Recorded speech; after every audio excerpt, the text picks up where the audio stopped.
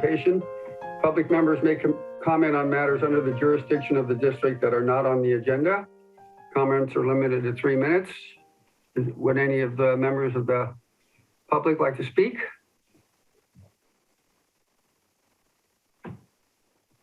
Hearing none, we will move to the regular meeting agenda. Michelle Dragony says she's having trouble logging in. Is there? I told her to try again. Did she try when it was locked a minute ago? Yeah. Okay, but that's probably why. And PCT needs to log back in. PCT was on and they just been off and off on for some reason. Let's give them a minute because. Hi, Chris. When I tried the link, it was kind of bulky. It took a couple tries. But it did eventually work. Corey Smith is PCT. Okay. Oh, okay. Thank you, Corey. And John Dye, what's he doing here? Must be a slow night. must be bored. Looking for his dinner.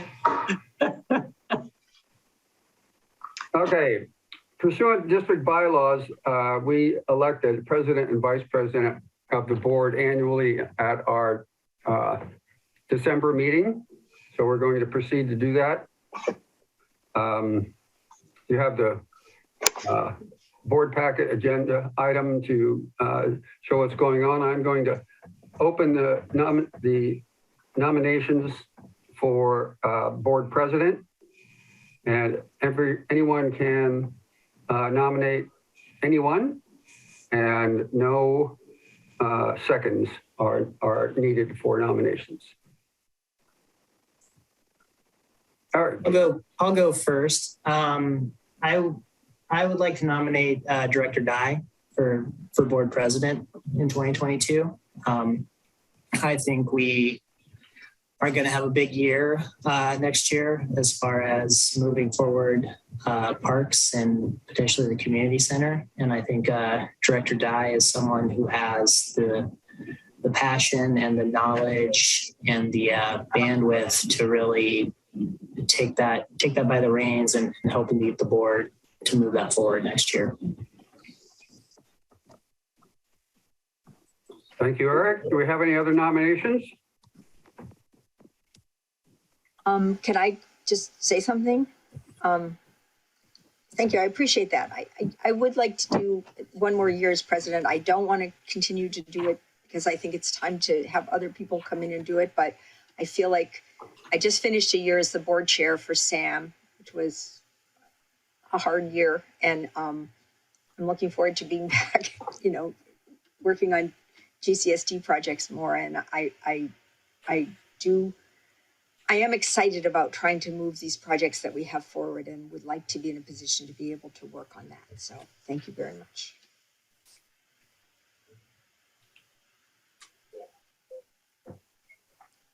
Okay. Okay. Bill, we have to call the vote. Yes. Unless there's any other nominations, yeah. There are no other nominations, so. Okay, I'll call the roll call, Matthew. So Director Dye? Yes. Yeah. Director Marsh? Yes. Director Sukamel? Yes. Director Clark? Aye. Okay, motion passes 4-0-1. Director Seaton absent. And now we need a nomination for vice president. I would like to nominate Director Marsh for vice president. I think she'd be a really good team with Barbara. Strongly support that. Agreed. I think her interest and experience on the financial side of things will be a real boon for moving these projects forward. Thank you, guys. I was just about to note that the memo doesn't say what the vice president does, but I assume it does. Just wait for Barbara to kick off. Barbara takes a day off. If Sam hasn't done her in yet, Eric, nothing will. Historically, Nancy, the vice president also receives the draft agendas and may comment through the president on what is on them or should be. Okay, thanks. And serve as president pro tem if Barbara doesn't kick off, just misses a meeting. So. We used to say, we didn't say get hit by a bus, we would say win the lottery. That's probably better. Much more pleasant. Okay. I would like to thank Eric for serving as vice president for this year. I know Eric has a full-time job and kids and a lot of else going on. And so it's, we appreciate that he's been. Thank you. It's been a pleasure, and it's been a pleasure to work with y'all, and looking forward to working with everybody next year. So a lot of great public service from somebody who's fully employed and fully parenting. Yeah. Okay, before we can move to item number 2, I symbolically hand you the gavel, President Dye. Okay. Yeah, I guess you can't give it to me. Did we vote on Nancy? No, and we have to vote on Nancy as well. So I'll call the roll call. Can't we just do that by acclamation? I don't know. I think no. No, because we're under the special rules now. So we have to actually. So Okay. Director Marsh, Aye. Director Dye, Yes. Director Sukamel, Aye. Director Clark. Aye. Okay, motion passes I want to say one more thing. 401 with Director Seaton absent. Can I say one more thing? Yes. I think we all need to give a big thank you to Matthew for serving as president this year. He's done a really great job. Spent a lot of time talking to Matthew this year, and he's really led us well through a year where we accomplished a lot. So it's and his experience. I mean, I think having Matthew on this board with his significant experience in the community and the history of all this stuff, and his good judgment and everything has really been invaluable to GCSD. So thank you, Matthew. Thank you very much, Barbara. Thank you. Now I'll be calling you. Well, no, seriously, we look, I think only everybody else on the board is 6 or 7 years or less. So your sense of the long history of GCSD, I think, is really important on the board, no matter what position you sit in on the board, but very much appreciated. Thank you again. Oh, I guess do I have to do I take over now? Yes. You sure do. I was going to laugh at you asking if you could say Yeah, something. it says immediately. I was wondering if that's after the first vote for president, or do we have to go through the second vote for vice president? But we've done both, so have at it. That's a Leonard Warren long time discussion, because every other district I do, the president takes over in January. So you don't do it in the middle of the meeting, but he liked the ceremony of the passing of the guard. So it's on to you, Barbara. So I guess I'm It's not next. quite the same without switching the nameplates on the table. Exactly. That was his ceremony. So we need to appoint sewer authority mid-coastside representatives and alternates and approve the associated resolution. I would like to continue because it's been a hard year, but I feel like I've learned so much, and there's so much. SAM is so complicated, and I feel like that would be helpful. And Matthew, do you want to continue as the SAM rep? I will continue. Let me put it that way. It has been a difficult year, and I don't foresee a really easy slide in the coming year. But unless someone else's hand is going to shoot up right now, I'll continue. Anybody else really want to be the SAM rep? I would, Yes, make it sound so fun. I would really support the continuity, given the history that could unfold in this coming year with the resolution of the lawsuit, and then kind of coming to a new way of working with the board with that in the rear view mirror. So I think the continuity of having both of you as SAM reps is important. I agree. Not just for the lawsuit, but also for the work around the upset conditions over the last year or so. it would just be a shame to lose that continuity and experience. So I can just, and would you two both be willing to continue as alternates? Yes. Yes. All right. One of you prefer to be the first alternate, or would one of you prefer to be the second alternate? I'm fine with the order unless, Eric, you want to switch. I'm fine with the order as well. I honestly, I don't know what the order is. You're first alternate. I think I'm first alternate because I'm on the letterhead. So yeah, I'm fine with that. We can stay the Don't have to course. change the letterhead. And do we vote on that, or is that something that I just? Yeah, we have to pass the resolution. All right, yeah. Can we have a motion to approve the resolution on? Move to approve the resolution. We have a second? So the motion is to reappoint Director Dye and Director Clark as the SAM reps, with Director Marsh and Director Sukamel as the alternates, the same as last year. Right, in the opposite order, yeah. In the opposite order, so yeah. All right, do we have a second? Second, Any further discussion? Can we have a roll call, please? Director Marsh, Aye. Director Dye, Yes. Director Sukamel, Director Clark. aye. All right, motion passes 4-0-1 with Director Seaton absent. The one thing we do have to sort out, Delia, is I still can't sign checks. That's correct. Yeah.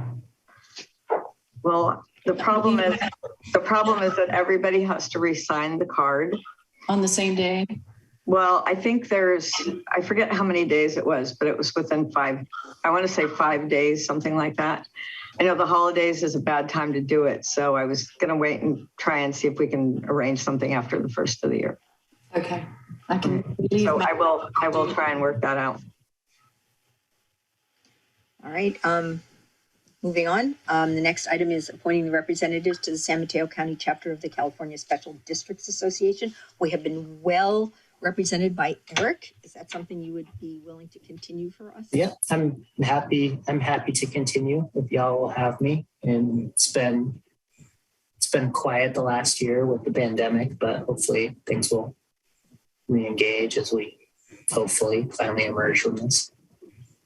Okay, can we have a motion to appoint Eric as our representative to the Special Districts Association? So moved. Second. Second. Can we have a roll call, please? Director Marsh, Aye. Director Dye, Aye. Director Sukamel, Aye. and Director Clark. Aye. Okay, motion passes 4-0-1. Director Seaton absent. Eric, has there been any movement for that body to go back to live meetings? Not that I'm aware of. I mean, it's a little weird because there's nothing precluding us from doing it, but I don't think there's really any enthusiasm to do it. I think that's widespread in local government. Yeah, I was going to say, I think Zoom's taken hold. Well, and the public likes Zoom. It's not just the people who are elected and who are running the meeting. I think the community is really happy to be able to just sit down and participate in the meeting. So yeah, we'll have to be looking at this, I guess, in the future. Yeah, I mean, I think it helps with public participation, Yeah. especially for people who can't or less able, I guess I should say, to get out and go somewhere in the evenings. Yeah. I would like to put on the agenda for January to appoint committee members and figure out what our committees, special committees are. We've had several in the past, and I'd like to think about it and figure out what committees we should have, subcommittees or special committees or whatever, Okay. and make appointments. Moving on. All right. I think the big item for tonight is the report on the ecology of the coast solid waste disposal and recycling rate increase for 2022. And we have Chris Porter here, but Chuck, do you want to speak to this first?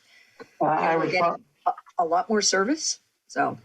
Yeah, it's obviously they're requesting a relatively substantial increase, but Chris and I have had many conversations about this. A lot of it's due to the loss of the commercial stuff down in Princeton. So with that, Chris, let me toss it over to you because you obviously know the numbers better and it's your business. So,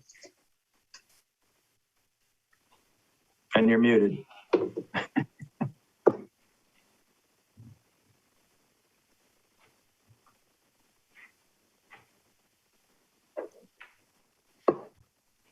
Well, I know the state has passed a law now that requires food recycling. So we are all going to be having our green waste mixed with food from now on and be picked up every week instead of every other week. So we're waiting for Chris to unmute. There we go. I'm unmuted. Thank you. Okay. As Chuck has said, also my operations manager is on the call, Mike King. So he has been doing lots of work with Delia this past year or two. Lots of work in the community. As Chuck stated, we have had many discussions during the year or during the last, I'd say 18 to 20 months about what was going on in the district. Now, I'm very proud to say that during the whole pandemic, or the easing of the pandemic now, let's say, we did not miss one pickup. And there's not many refuse companies that can say that. We were not late. We did not delay any pickups. We were there and we were able to service the community and give continuity of service.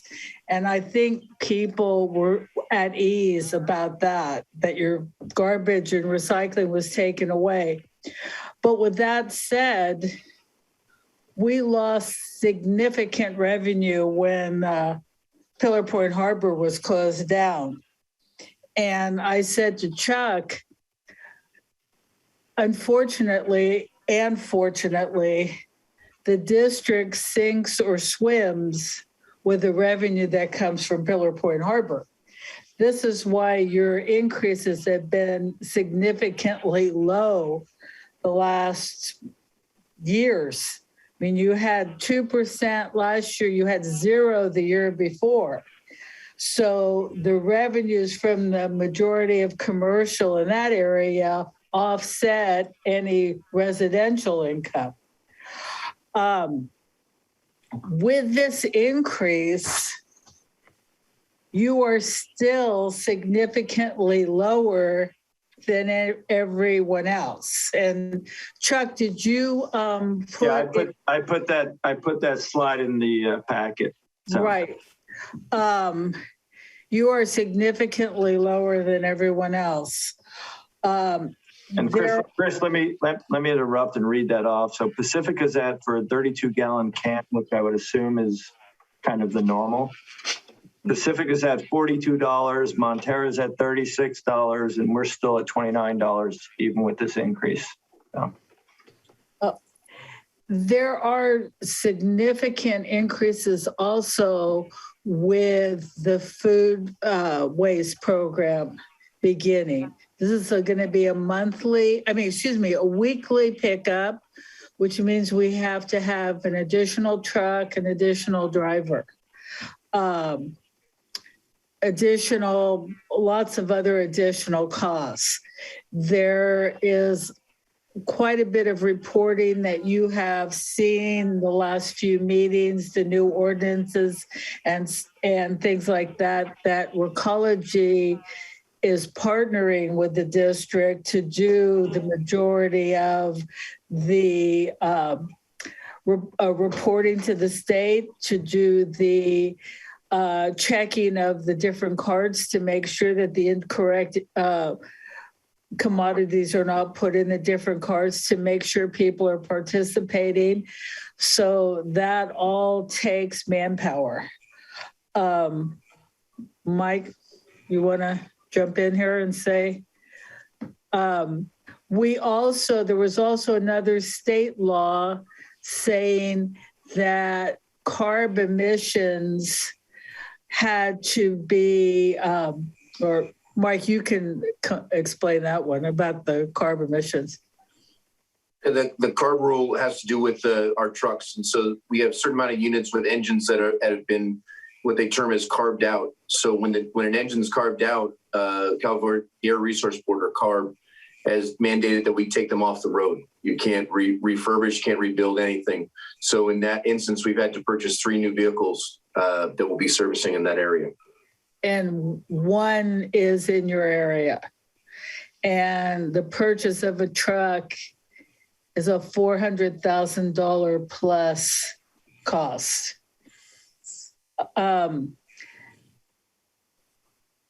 So that is the overview of the main areas of where this increase is hitting. Pillar Point is significantly operational now, but most of the businesses have not returned to the participation rate that they were previously. We have worked with Pillar Point Harbor regarding the food waste, and how we're going to handle it there is that there will be a compactor where we will take the food from the different businesses and bring it to the compactor located in the harbor area, correct? Do you know exactly where it's going to be, Mike? No, I met with the harbor master, Chris, and the assistant Dante, and they're trying to work out a place. We did hook them up with the compactor company, so they were working that out. So that will be a big plus on how that food waste will be handled. And we should be able to recoup, I would say, a good 75% at the ongoing of the program. Recoup from what? From the trash. The losses they suffered. No. Recoup. No, I'm sorry. Recoup the Food waste. the food waste out of the trash. So Can you tell us what's going to happen to the mixed green waste and food waste now that it's all being picked up? compost. Where does it go? What do you do with it? It's taken up to Gilroy and it's composted. I mean, that is another significant cost. Right. To do that. But what we're hoping is as people remove the food from their trash, a lot of people will be able to reduce service on their gray can. Right. And we're talking with the businesses too about different things about revamping their pickup schedule. This is the entire food waste removal program is really an ongoing program. It's going to take 12 to 18 months for this to really be going smoothly. And the state is allowing a 2-year period to really get everything going and smoothed out. There's a lot of kinks. There was part of the SB 1383, which was called procurement. And the state was requiring all the different cities and districts to purchase recycled material to use for in the parks, along the roadways and stuff like that. And there's a real big pushback on that, especially from an area like ours where we have a lot of foliage that we already use for that. There was a number that was assigned to unincorporated San Mateo County, just one number. So I did call the county, and the county happily informed me, and I became Chuck and Clement's best friend when I found this out, that the county has to absorb that whole number. So they did not give a percentage to the district. So that is an expense that we will not have to incur. Yeah, which is nice because I said if we get that stuff back, we don't have anywhere to put it except maybe down the manhole to send. So I think it's important that, yeah, go ahead, Nancy. I'll speak after you. Go ahead. You may say what I was going to say. I was going to go on to a different topic. So if you're following on that topic, go ahead. Yeah. Okay. I was just going to say that the community needs to understand that this is a state mandated change, that it's going to require essentially one additional pickup every 2 weeks, because they used to have 3 every 2 weeks, because you had the green waste only one day every other week. So that's a 25% increase in the number of pickups, and we are getting a 20% increase to do something that's environmentally positive. So I think it's a reasonable raise. It's a big raise, but it's not. We support it. We had actually people come to our meetings and ask us why we weren't doing composting, and now we are going to be doing it. And I think of course, it's reasonable for the community to be absorbing the cost of the additional service that we're going to be receiving and the benefits we're going to be theoretically providing for the environment. Barbara, thank you for saying that is state mandated, because we have gotten a few calls from people that are a little bit irate that they don't want this service. And, they've vocally expressed this previously at different meetings. And unfortunately, we have no choice. It is not Recology's idea to begin this program. We, had offered the program to the district years before, but there were enough people at that point that were either composting or their gardener was taking the material away, or a myriad of different reasons that they did not want to take the expense on for this cart. Now, unfortunately, there's no choice. Yeah. And Recology has been a good partner back from the days where, who's your old boss? Chris Louie, yeah. She's done a great job for the coast side. And, we had a 0% increase 2 years ago, 2% increase last year. They could have played games and they don't. They're straightforward and honest. So it's been a great partnership for the district.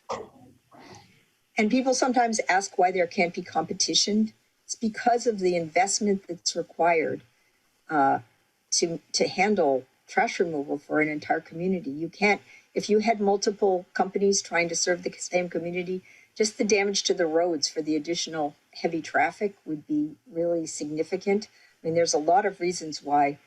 I remember being very surprised when we signed a long-term contract with Recology, but Recology does a good job of showing us the numbers, and I think has been very responsive in terms of doing the pickup here. Not perfect, but done a really good job. So Nancy, I'm sorry if that went on too long, but I want to hear what you have to say. No, and I appreciate the detail. I'm looking at the tiny print. And so clearly 30% of the cost shortfall that you are projecting is from having to add the extra pickups. That's 90,000 of the $300,000 shortfall. I had a question about whether the businesses in Princeton were starting to recover. And Chris, you answered that. They are coming back, but they are not at the volumes that they were. I have a question really going forward, because this making an adjustment in the rates for the third year based on your actual cost, I think is not unreasonable, given particularly we had very little increases over the last 2 years. But I always had a concern about, it's basically rebasing the fees based on the current cost projections, which have built into them this aberrant pandemic impact on Princeton. So my question really is, going forward, at the next 3-year cycle, if you're showing a surplus, would that result in a rate decrease? Yes, that has happened previously. So we are rebasing now because the businesses are not basically subsidizing the residences and the trash service as they used to with their volume. But in 3 years from now, if we are in a more of a normal state, we hope, there could be a surplus and that would come back in a rate decrease. You could have a decrease next year, Nancy, because we have a cost base, we call it a true up every 3 years. But every year we present the information to the district for Chuck's review and the financial people from the district's review. And if our income surpasses what we need, there definitely will be a reduction. There's no ifs, ands, or buts about that. There will be. So I noticed the margin is basically set at 11%. And so wherever the revenue falls above or below that, you're not going to make more money or less money, which I think is, for the public, a good structure for the contract. I can see why the 20%, which sounds like a big number, is necessary this year. But again, a third of it, so 6 or 7 points of that 20 points is coming from the new food service, the new organic waste pickup, and the rest is the shortfall. So I'm much satisfied knowing that if the businesses recoup and do gangbusters over the next year, those rates could come back down sooner than 3 years from now. So I think you've answered my questions. Nancy and board, may I also report to you that, as Chuck knows, there is an audited outside agency financial statement provided to the district on a yearly basis. So all the expenditures, the revenues, everything are completely analyzed and given to the district. Okay, great. Thank you for that, Chris. I have just another set of questions, which is the residential rates make sense, and I understand them and have seen them. We had someone come and speak to us earlier about commercial rates I guess had been in long conversation with you and feeling that the rates that were charged to some of the larger businesses in our district were higher than they needed to be. Can you just address how you go about doing commercial rates? And do we actually review those? I'm curious because it seems to me we have a pretty good understanding of the change that we're approving for residential, but I didn't really understand if there's a commensurate increase in commercial. The commercial rates are listed on the rate schedule. And I know the person that came and discussed this with you, and Mike King is smiling because he's had numerous discussions with this person and has gone out to their site, evaluated what's been going on.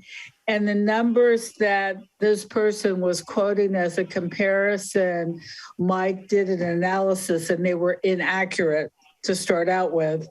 But with this person going forward with the use of a compactor at their business, he was saving $1,000, wasn't he? Yeah. Yeah. But anyway, Mike did spend lots of time with this person, and we've run the numbers back and forth with him, but calling the business that he used as a comparison. I didn't really want to get into that specific case. Right. It wasn't accurate, but the compactor rates are on the rate schedule. Okay, so compactor rates and business rates, are they based on the size of the business? Can you just? They're based on the service that they use. If they use cans, it's one rate. If they use yard boxes, it's another rate. If they use compactors, it's another rate. If garbage is compacted, the weight is a lot more than if it's just loose in the container. So that rate is a little bit more for compacted, again, because of the weight. So, and per that, container. right, and that So the can- overall cost would be less because they have fewer containers, but the cost per individual container would be more. correct. Okay. Thank you. Any other questions? Matthew, I'm sorry, did I miss your hand? I would have called you here sooner. Apparently. Sorry. Oh, it gets lost in the background. With regard to the county absorbing part of this increase, which we all appreciate, does anyone know, does the state provide any funding to the counties for this? Or is it another unfunded mandate?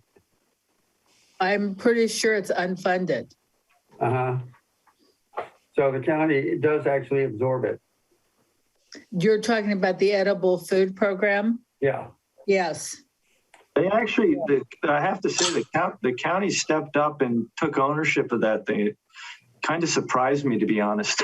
I'm not used to counties doing that. So Probably all counties didn't do that. look at our medians.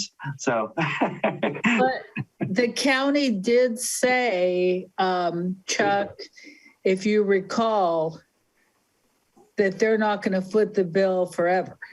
right. They'll foot the bill till our retirement, Chris, and that's all that Okay, matters. that's fine.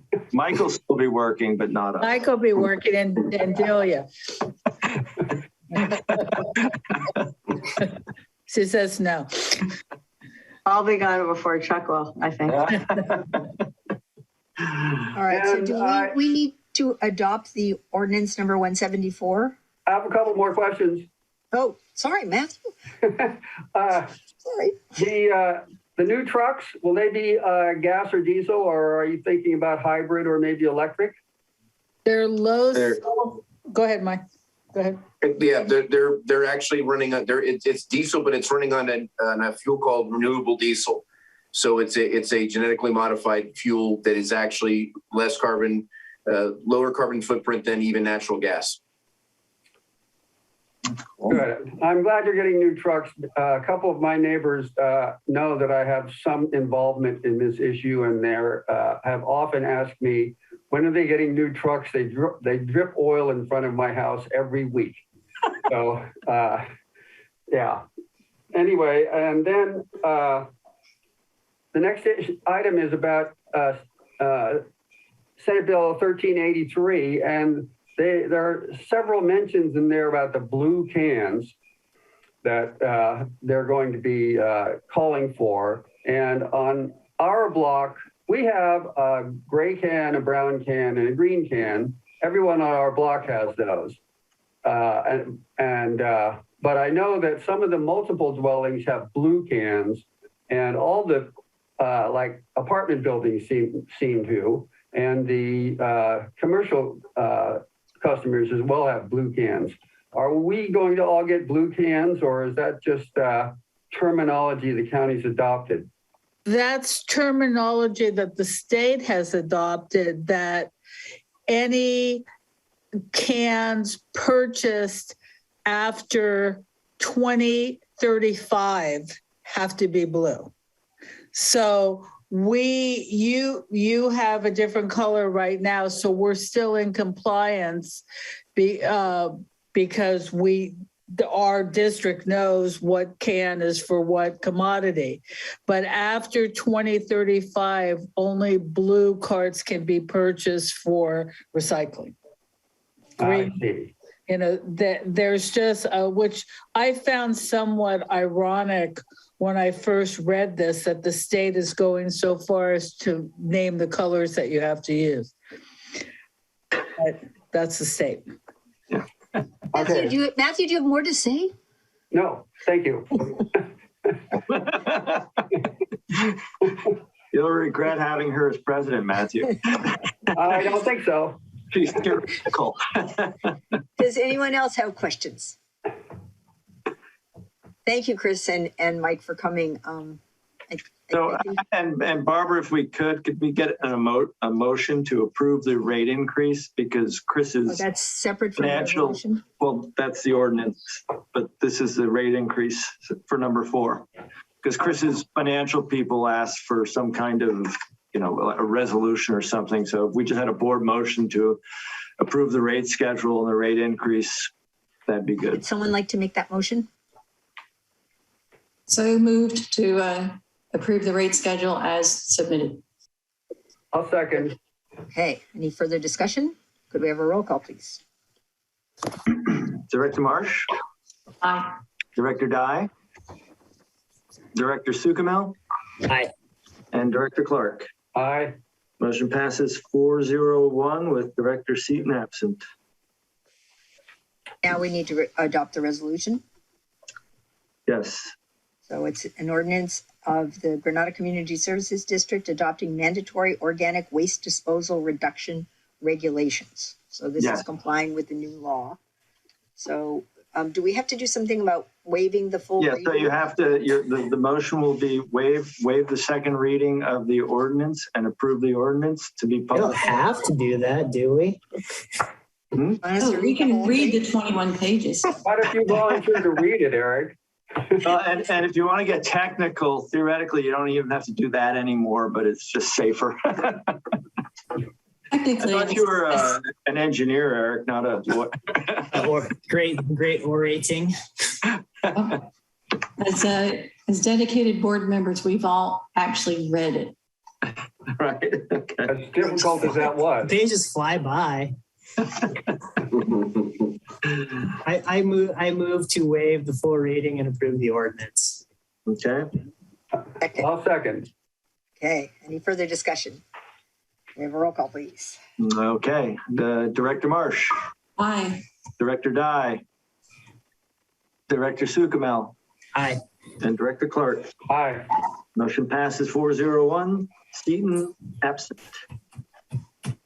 I appreciate how responsive you are to people, Chris. I know not everybody's happy all the time, but I think you really do try to solve the problems that come up. I'd just like to mention, Chris, too, that we've had no complaints this year at all, which is unusual. Usually we get at least a couple, none. So congratulations. I have an unrelated question, Chris, but since you're here, perhaps you can help me. Do you have any advice for disposal of treated and or painted wood?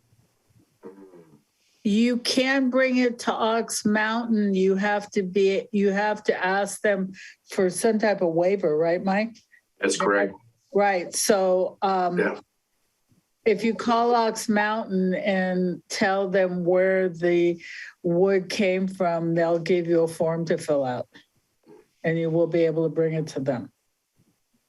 You have to pay them to take it? Yeah. Yeah. Unfortunately, we're not even allowed to transport it anymore. I'm amazed they even let them have a waiver to dispose of it. Well, what are people supposed to do with it? I asked Home Depot and Lowe's, what do you tell your customers when they purchase the wood? If they have extra wood, what do you tell them? Nothing. Okay. Barbara, may I just please say that I would like to thank the district for working with us, and especially Chuck and Delia, who have allowed us to be their partner. And as you have all allowed us to be your partner, and we value the relationship very much. So just thank you very much. Yes. And thank you, Chris. And thank you, Mike. Yes, absolutely. And one more Thank thing, you. which is, I don't know that the community realizes that even though it's not in their contract, they provide the trash cans over by Surf Beach and pick them up in the weekends, even though they have to pay a special person to do it because it's not in their union contract for people to work on Sunday. So they do that, as an extra. And that's worked out pretty well, hasn't it? Now, Delia, we haven't been getting complaints like before. Yeah, no. And and I appreciate Rick Holiday's responsiveness to illegal dumping. When it happens now and again, they come and pick up stuff when that's randomly dumped wherever. And that's really great to have someone that can do that. So we appreciate that. Thank you. Well, happy holidays, everyone. Holidays. Holidays to you. Chris, you too. Guys. People have to get Thank up you. at 4:30. Thanks, Mike. Thank you, Chris. Guys. Bye. Bye, guys. a report on parks and recreation activities. And Nancy? Well, there hasn't been a PAC meeting since the last meeting. Pat would still like the disc golf folks to be on his parks report for January, and still push to support that, even though it's currently, I understand, not on the Quarry Park master plan. His view is that it wouldn't get back to the master plan unless there is financial support from somewhere. So that was the one item he had. Barbara, should I talk about the community center? And I don't know. Yes, why not? Action plan. Share the board. Yeah. Barbara and I are the current community center committee, and we'll start pushing for getting going on designs so that the objective is when the preschool's lease is up, we're ready for action. So we had a good discussion about whether to just move forward with the architect who helped us evaluate the fire station or whether to go farther. We ultimately decided that it is a fairly large project and we should look further afield at people who've done similar type projects. So we're currently drafting a drafty, because it was my first one, RFQ, and building a short list of architects that we'll contact to see if they're interested in send the RFQ to. So when I have a draft, Chuck, I'll circulate that by you guys to look at. And we will be happy if Rebecca applies, and we will consider our positive experience with her. But it's just a very visible project and a big project, and we just thought it was prudent to go, which we said from the beginning we were going to do. But I want to make it clear it wasn't because we weren't happy with her. She did a great job. Right. As far with this much public money, we should just be diligent. We have a concept where we may ask them to do a few designs at different sizes and different costs. We don't have the ability. We should always remind the public to raise any extra money or add any cost for them or any, to raise taxes. So we have to live within the envelope of money that we get. But that's a fair sized envelope depending on, how far we spread the cost out. So we will take a look at a kind of minimal, manageable, and ideal type situations for a community center and event space, which is one of the things that the community was quite interested in. And I contacted Quiet River Land or Surveying to get the topo, so see what they have. And if they don't have it, I told them, send your guys out and get more. So. Great. Can someone share screen and show us the report on the Junior Land Stewards program?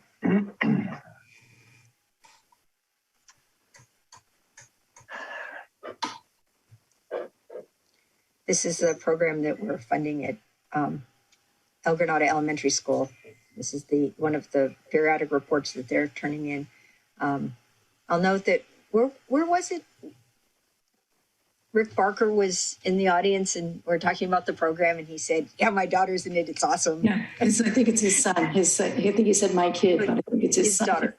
Oh, okay. Oh, no. Yeah, no, it wasn't Rick Barker. It was the guy from OPL, Old Princeton Landing. It was Brian Overfeld. Yeah, it was Brian's daughter. I think Rick's son is in it as well. Oh, okay, good. So you can just see it's reaching out into the community and getting the kids outdoors.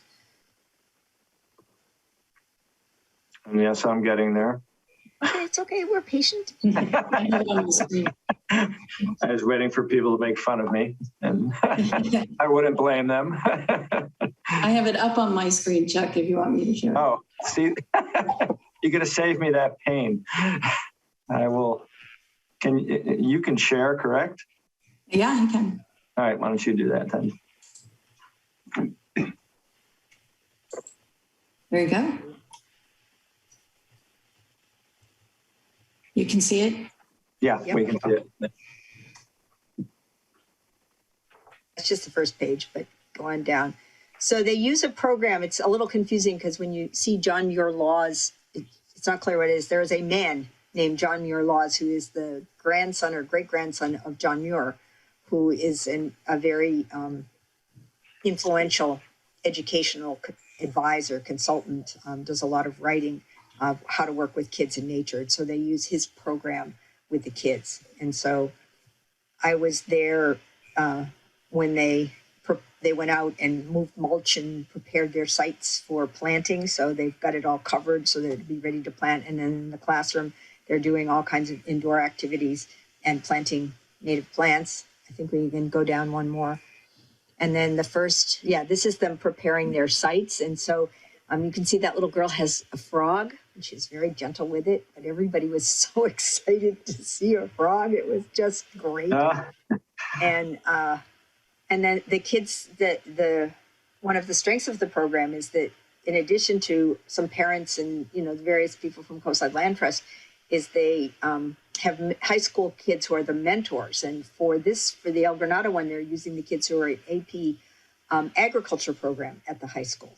And so the kids just idolize these teenage kids. And the teenage kids are so sweet with the little kids. And so they go along on the field trips and, encourage the kids and help work with them. So it's just really inspiring to see the kids getting out there and looking at stuff and really learn about it, going down.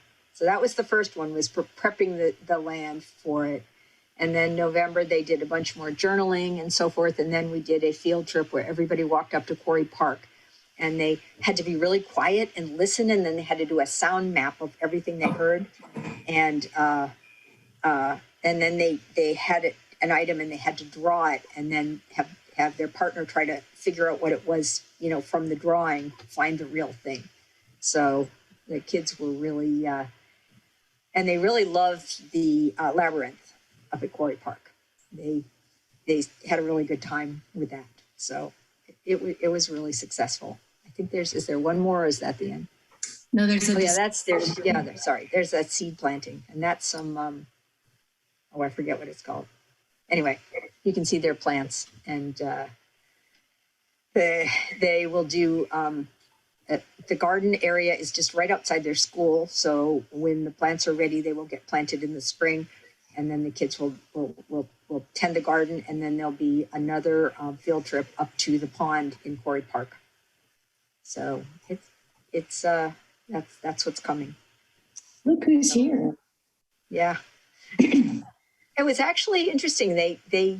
I did like a 5-minute talk on the history of the park and El Granada, and gave lots of credit to Fran Pollard and her husband. But mostly I talked about El Granada, and evidently they really liked that.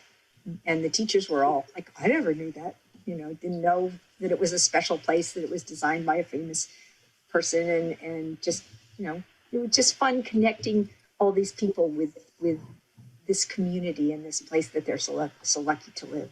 So, and that's a picture of all the high school mentors for both programs, for Hatch and El Granada, out there with some experts. Like there's Malia from Audubon, and various people talking about the geology and different things, so that they sort of got interested and inspired with the whole program. So all those high school kids are also engaged in getting out into the natural open spaces. So it's a very cool program. That's neat. Yeah. I think that was the end of it. We really enjoyed the pictures, Barbara. Those must be yours. I really enjoyed the pictures. Yeah, it's a lot of my pictures. That's one thing I can do.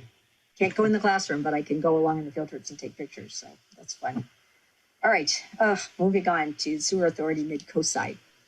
Can I just mention something? Sure. For the PAC, I'm going to be sending out emails asking the PAC to send a request, something in writing to me as to whether or not they want to renew their membership for the next 2 years. We do that on even years, so starting in January, and then the board will have to reappoint them, but we'll be doing that in January.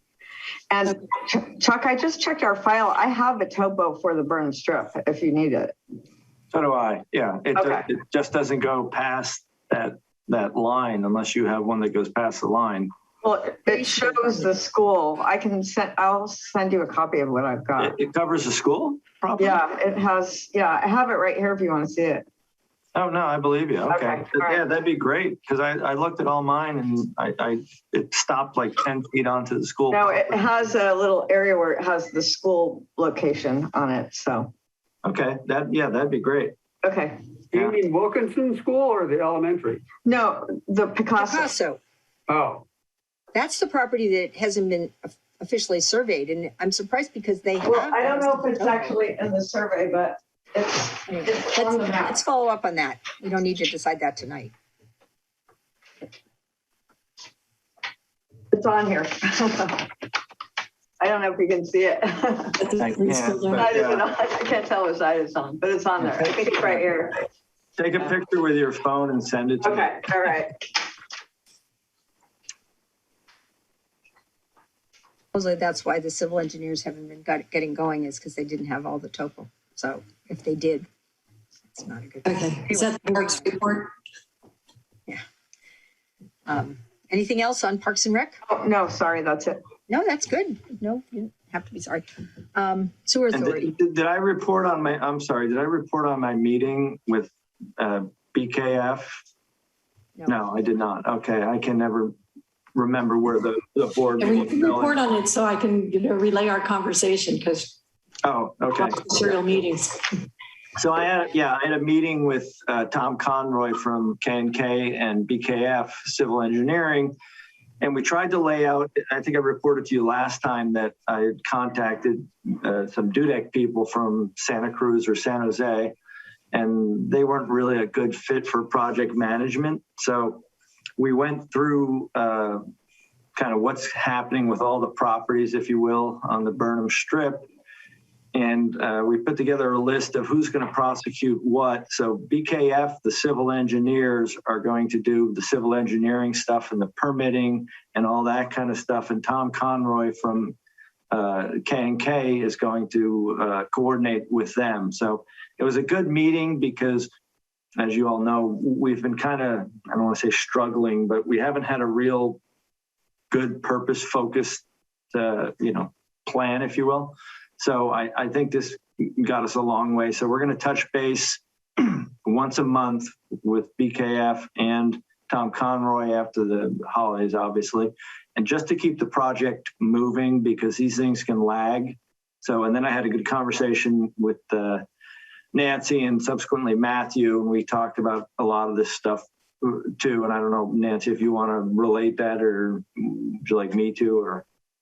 I want to just throw one thing, which is we need to have the RCD at those meetings too. Oh, and yes, subsequently we talked to them about that. Yes. Yeah. So we talked about project management for the park. So Chuck's monthly meetings will take on project management for the park to keep that moving. Barbara and I will go full steam ahead with the community center. Rec was the only other thing that we talked about. And just making sure that PAC has support for the little bit of rec that they can manage to do until we have venues, which is not a lot. Yeah, and broadly speaking, we talked about there's three separate things happening. There's the Burnham Park, which is a civil engineering issue. The landscape architect kind of had their design part to it. Then there's the community center with the old school building and that kind of stuff.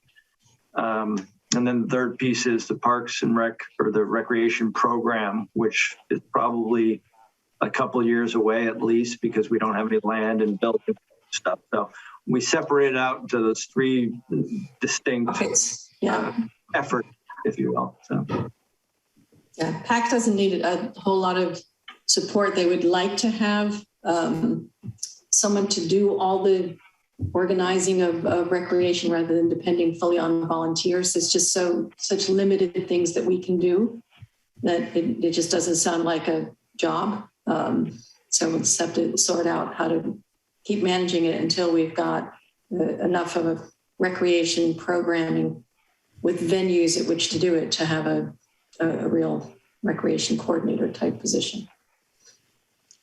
Yeah, so anyway, it was a good meeting, good talk with Nancy, and I think we've got hopefully a good plan moving forward. It's nice to have a chat. Yeah. So that's it. Okay. Sam report. Matthew, do you want to speak or?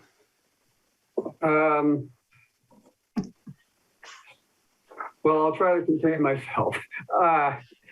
Sam continues being Sam, and but the problems that had beset the plant previously seem to have been are now under control. I don't think they've had any SSOs since July. And so the plant is functioning, and the SAM people are able to take care of it. They're looking at yet more expansions of the facility, et cetera. And I think this wasn't at any of the meetings, but it's become more and more apparent that serious consideration is going to have to be taken about what to do about sea level rise and possible flooding at the existing plant. Yeah, I have teed up some of the video that they showed at the meeting, so I can show. Oh, okay, good. Our flow went up a little for October, and but there was that unusual rainstorm. We got about 9 inches of rain here in El Granada, basically over 2 days, and there was even more, 2.5 inches more at the sewer treatment plant itself. So Half Moon Bay got deluge as well, and the wet weather storage that the 2 northern districts supply managed to hold what was needed to be held, and the plant came through that heavy rainstorm with no leaks. And as of yesterday, I believe, we just had another heavy rainstorm, and it sounded rather iffy, but the same system functioned again, and the plant didn't have any overflows or upsets, as far as I know, as of yeah. There were 2 out in the community, but I've got the video of those. So. Right, but yeah, but the plant didn't. No, the plant. And those are going to be reportable, right, Barbara? Those 2. Are the actual spills, Matthew? Here, you want to see them? They're water pushing the tops out of manholes. I'll show you. Let's look at them. And GCSD? I'm not. I didn't get it. Matthew, was it in Half Moon Bay? One was by the plant. I think we're both in Half Moon Bay, right? Yeah, I don't think they were. No, one was in Montera and one was in Half Moon Bay. Yeah, when I read through the operations report, they're still relying on that Basin 3, which I'm terrified to open my mouth about this stuff anymore, but they switched from Basins 1 and 2 in May to 3, and nothing's been the same since. And they're still using a lot of alum and what I would imagine is polydyne, which is a coagulant. And I don't know why they just don't go back to 1 and 2, but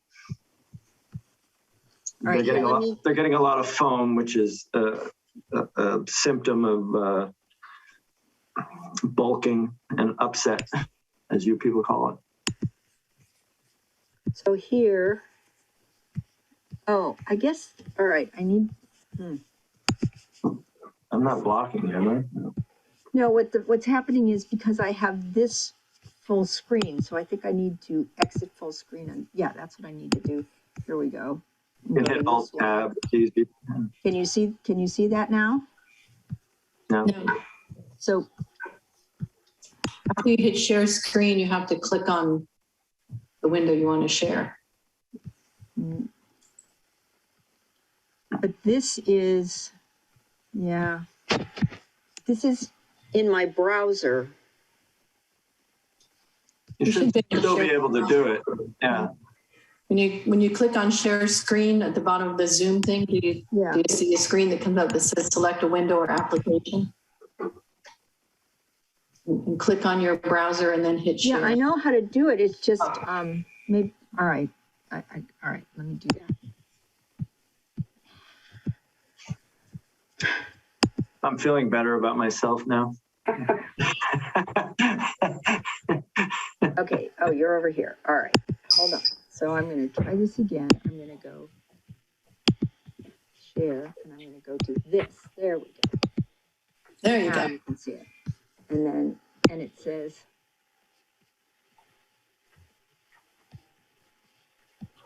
this video is unavailable. And I had it all teed up.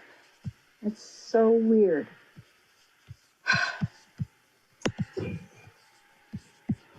All right, I'm just gonna go back to this then. I don't know, I'm gonna stop share.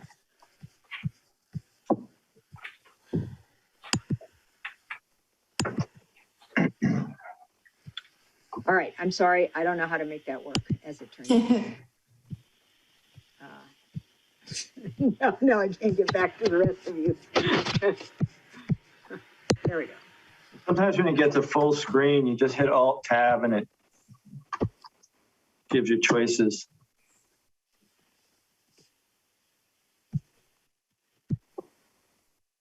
Have it more.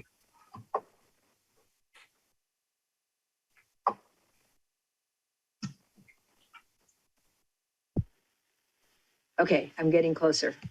Here we go. All right, I'm back. Now I just need to get me back. Yeah, okay, sorry. They had a spill at Francis Beach where stuff came out of a manhole all over the ground. You can see it on the video. They showed it on the video of the meeting. And they had a spill in Montera.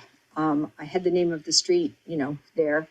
And then there's video of Pilarcitos Creek actually coming into the plant. So people have talked about sea level rise and so forth. Much bigger threat is Pilarcitos Creek, which is right there. I had heard that one of the reasons it was so unusually high is because the dam broke at the landfill, but I haven't seen that verified anywhere. But it actually came over the edge into the plant and flooded a number of the buildings. So if we could look at the Pacific Coast Television where I had it all teed up, I think you would be surprised to see it. So that's, I think, a big concern is if that place is susceptible to flooding, there's a lot of equipment that's in a position that we don't want it to be. Yeah, it definitely sounds like it needs a protection from the creek. So the big issue was the electrical building where the MCC panels are, and that's at the north end of the plant, which is hard up on the Kehoe Ditch. So no one had ever thought really about the Pilarcitos until I was talking to John Dowdy about it, literally like 3 months ago. And he said, oh yeah, that thing's close. And I was, well, okay. So that's the bad stuff that floods. You knock out your electrical, it takes forever to get that stuff back up and running. I went through the wildfires up in Ramona, and it took out our electrical, and it was months and months and months because it's so intricate, and it's like losing the wiring in your car or something. Nothing good happens. So the SAM staff right now is busy working on a fancy financial report to submit for an award. Lots of graphs and charts and stuff. The good news is that finally, some of the mess that was left by the previous director and the staff, financial staff, and has been fixed by consultants and terrific staff person they have at SAM who's doing the financials.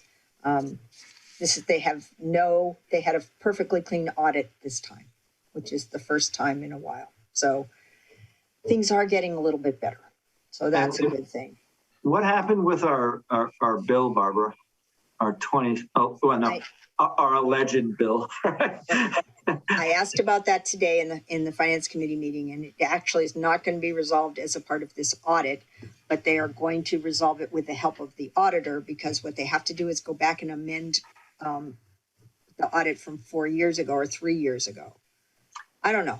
It's going to get fixed. It's been taken off the, the books, the things that show that it's Right. money That owed. we owe, right? They are committed to fixing it. They really are. They're going to fix it. So we'll keep on it. And then the last thing to talk about is the permit program. And they still have an ordinance in front of us that more or less the same. It requires testing to see if the places need to be in the program. And then they have to do all this testing. And there's still a clause in there that says that they're responsible for all costs if there's problems at the plant. So a lot of stuff that doesn't seem reasonable is still in there. And I don't know. Nancy, do you want to speak to that? Well, you summed it up in a few words quite well there. I think those points that you mentioned all are sticking points.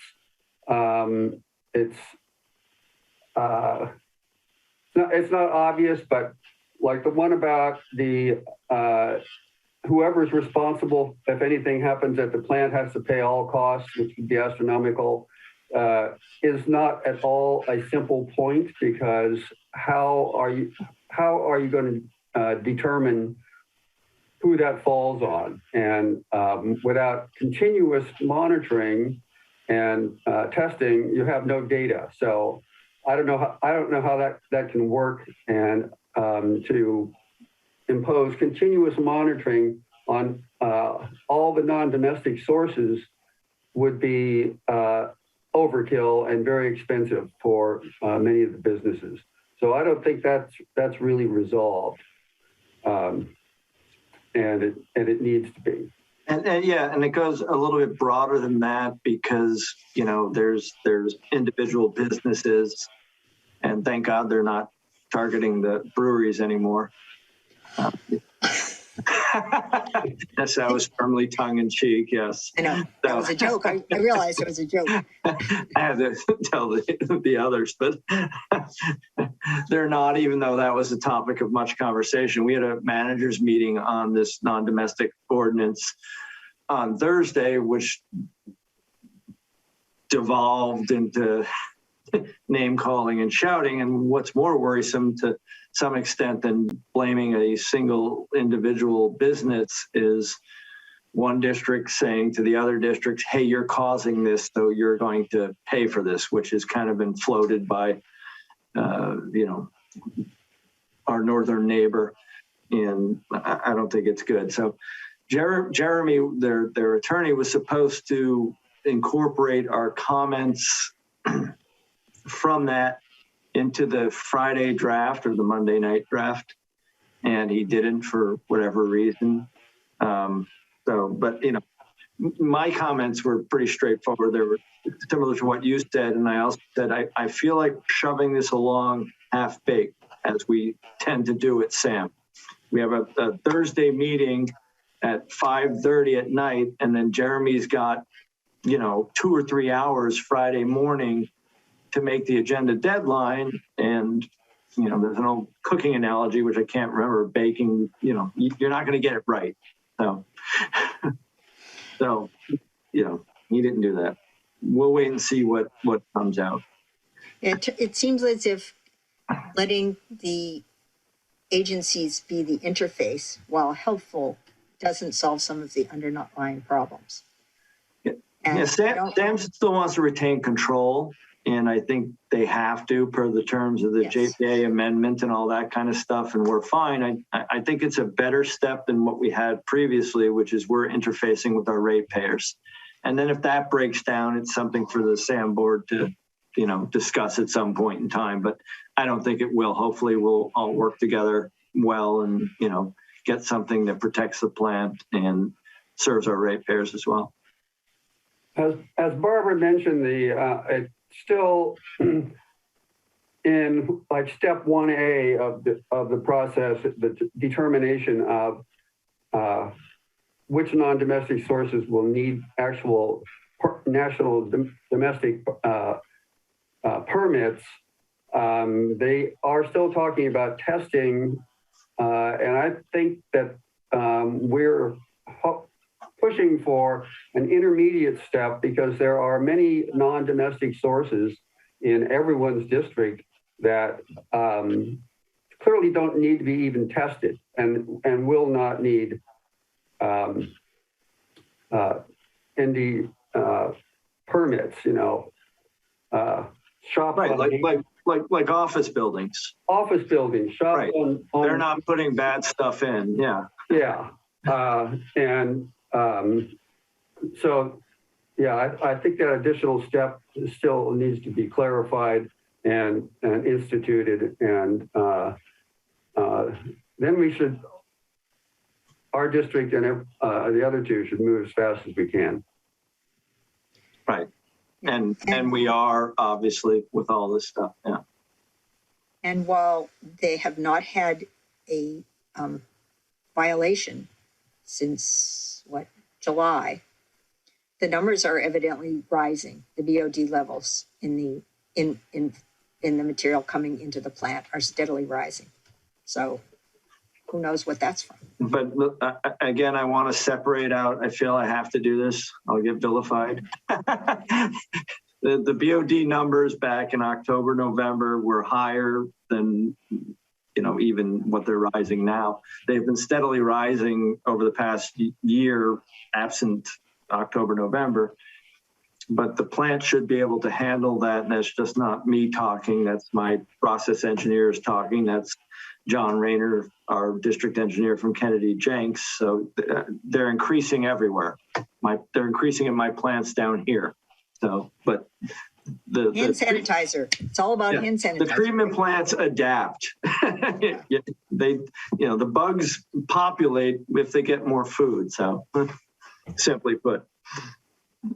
Just to let you know, I am getting slowly, but I'm getting somewhere on getting use permit information. So I've been put in touch with a guy who's going to apparently give me a list of the use permits that have been issued within our district over the last 3 years. From the county. He's a county employee. Right. I'm not sure what department, but I actually went to Camille in planning, and I can't think of his name off the top of my head, but he's going to give me a list. And I'll be following up with him probably early next week. Right. So I'll let you know what I find out as far as businesses that we're unaware of, if there are any. So we'll keep you posted. Yeah. And Matthew, you'll be happy to know we submitted a request to SAM for their permits for the past 6 or 7 years. Non-domestic permits. Yeah, let's see what shows up. Not exactly, but yeah, sort of. Yeah. I think I only asked for 3 years. So. Okay, 3 years. All right. Anything else on Sam? Matthew, anything else? No. And then, so moving on to the consent agenda. Anyone want to pull anything? Someone want to make a motion to approve the consent agenda? I have one correction to the minutes from last month's meeting. Okay. I believe in the general public participation, I believe Mr. Smith was, the meeting minutes say he was talking about a pump track. I believe he was actually talking about disc golf. It's true. Yeah. So we may want to correct that, but otherwise I have nothing from the consent agenda. Okay, I will make that corrections. To approve the consent agenda, including that correction. So moved. Second. Any further discussion? We have a roll call, please. Who was the second, Matthew? Yes. Yes. Okay. Director Marsh? Yeah, aye. Director Stucamel? Aye. Director Clark? Aye. And Director Dye. Motion passes 4-0-1. Seaton absent. Committee reports. Anyone have a report? Okay. Information calendar, attorney's report.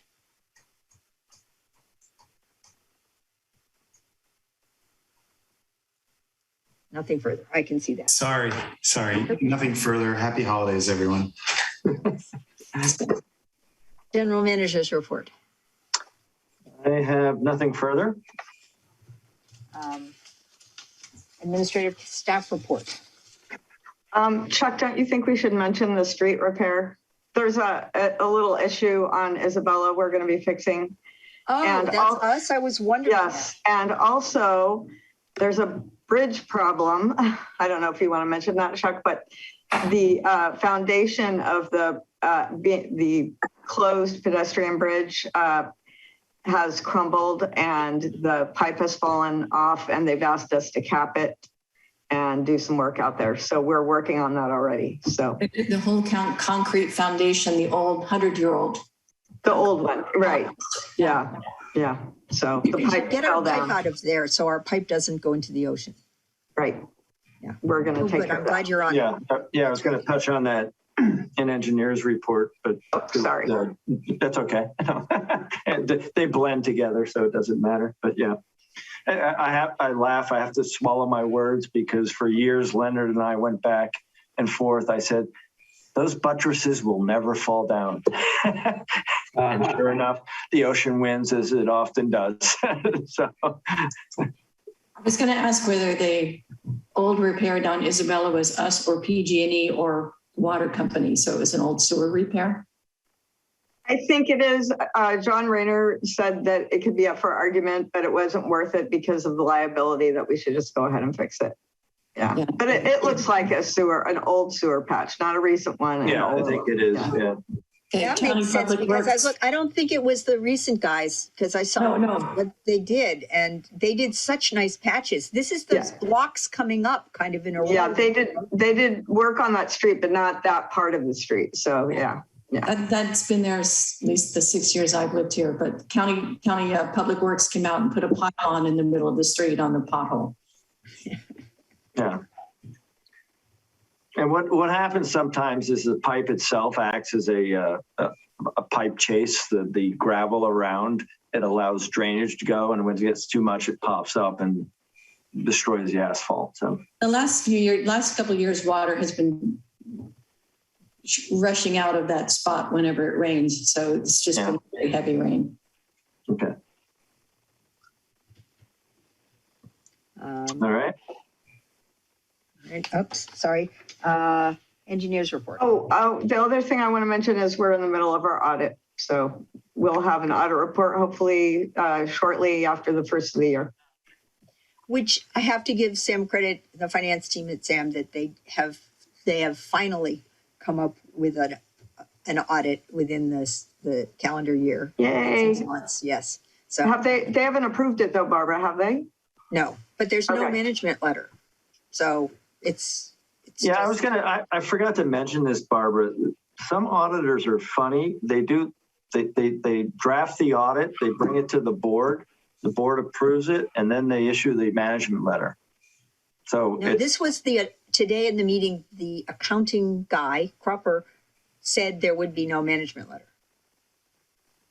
at all? at all, Not good or bad? Oh, okay. good or bad. They All right. had nothing to say. Okay. It was a clean audit. And they put something in a footnote, a minor thing. Okay. So All right. Good. that's a step forward because we've always been trying to catch up because Sam's audits were so late and ours were dependent on Sam, right? Right. Yes. So, Well, 2 years we abandoned it and just did our own audit because we couldn't wait. Yeah. okay. And are we on engineer's report? So we're going to chase down. So that pipe fell off the bridge. So John Rayner's going to chase that down. And he said most of the debris is the counties. So I think what we're going to try and do is if they get anybody out there to clean it up, we'll use them to pick up our pipe. And if not, we'll get somebody else to do it. How heavy is it? Can we just go down and get it? Like you say? I think you might need Eric or Matthew, but I'll take to one. give you a hand. No, it's pretty heavy. It's ductile iron, so Oh, all right. it's heavy. We can get you a chop saw or a cutting torch, Barbara. You can get it out of there. Actually, with ductile, I used to do this when I was doing house renovations. If you get an old clawfoot tub, ductile iron shatters easily. So you take a sledgehammer to it, it explodes. Yeah. You could go down there with a sledgehammer. Just It's probably not. pretty treacherous at the moment to even try to. Yeah, it doesn't sound Yeah, I like. haven't been down there, but I wouldn't be surprised if it did shatter when it fell. It's in pieces for No, sure. it's in a big, there's a, I don't know what, 30-foot piece, certainly. Anyway. Yeah, there is a big piece. But John's report makes it sound like the county had agreed to remove that pipe, but no longer? No, they were going to remove it as part of the old, bridge removal. Right. I don't know what the rules are now that it just fell in there. I mean, there's a lot of other junk down there, so that I'm just going to keep with John and see what happens. Wash into the ocean in the next storm, so it'd be good to, probably not because there's a bunch of stuff in between. I was going to say there's a lot of rocks in between, and it is ductile. It's heavy, so but There's as been I've some been pretty proven big wrong, the storms. ocean's powerful. So. Yeah. So. All right. Anything further on engineer's report? Future agenda items. So we've got 2 things for January. I have a note for disc golf that someone brought up at this meeting as well. I think that can just be enclosed within the parks report. Okay. And then I had one other thing that's on my notes that I don't have in front of me. I wanted to talk about the committees, Okay. Oh, that's but what it are was. we going to have a financial plan at the January meeting? Do you want me to enjoy my Christmas, Barbara? I will do my best. That's what. It doesn't have to be elaborate. It just has to be Maybe Nancy, you and I will talk about that. Yes, but I will make my best efforts for that. No, there it is. Yeah, appoint committees. Okay, so. Okay. We're done. I want to just say, Bill, great work on the lawsuit, and keep us posted if anything happens. If he spends a lot of time, the judge spends a lot of time reading it in the next, couple weeks and decides, hey, I'm ready now. Can he do that? He or Some she. tells me you won't, but maybe. It's a summary judgment, right? Quick and easy. I don't know. I read Chuck it. plays a lawyer on TV. He's Right. All right, don't go.